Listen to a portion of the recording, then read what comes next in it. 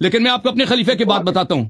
یہ تفسیر یحییٰ ابن سلام ہے. اوے ادھر دیکھو مولوی عبد القیوم صاحب، ادھر دیکھیں نا، ادھر دیکھیں. یہ دیکھیں، یہ تفسیر ہے، جلد نمبر اول ہے، تفسیر سورہ نحل ہے. یہ کتاب چھپی ہے دارالکتب العلمیہ میں سنہ 2004 میں. اب ملاحظہ کریں، یہاں پر روایت یہ ہے، انس بن مالک کہتے ہیں کن جواری عمر یخدمنا، ہم عمر کے گھر جاتے تھے، عمر کے ہاں اس کے کنیزیں تھیں، وہ ہماری خدمت کرتی تھیں، ہمارے لیے کانا وغیرہ جو کاشفات الرؤوس. عمر کے گھر، ان کے گھر جو لونڈیاں تھیں اس کے سر پہ پردہ نہیں ہوتی تھی. تضطرب ثدیہن بادیۃ خدامہن، ان کے جو چاتی تھے نا، پستان ان کی جمپنگ کر رہی ہوتی تھی.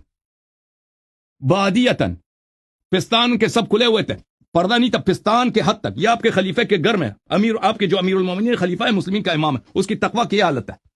مہمان آتے ہیں، مہمان کے سامنے ان کی لونڈیوں کا پردہ نہیں ہے.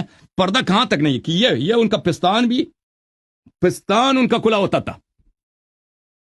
یہ آپ وہ خلیفہ جس کو آپ اپنا امام مانتے ہو، ٹھیک ہے نا، پیر کی طرف امیر المومنین علیہ السلام نے دیکھا، آپ نے غلط ترجمہ کی، فراڈ کیا کہ اس کی شرمگاہ کی طرف دیکھتے. شرم نہیں آتی تجھے؟ سب کے سامنے میں ادھر بیٹھا ہوں، تم سمجھ رہے تھے کہ میں نہیں پکڑوں گا کہ شرمگاہ کی طرف دیکھتے تھے. اور پنڈلی کی طرف دیکھا، آپ نے اس کا ترجمہ کیا کہ وہ پنڈلی کو ننگا کر کے شرمگاہ کی طرف دیکھتے تھے. آپ نے یہ ترجمہ کیا.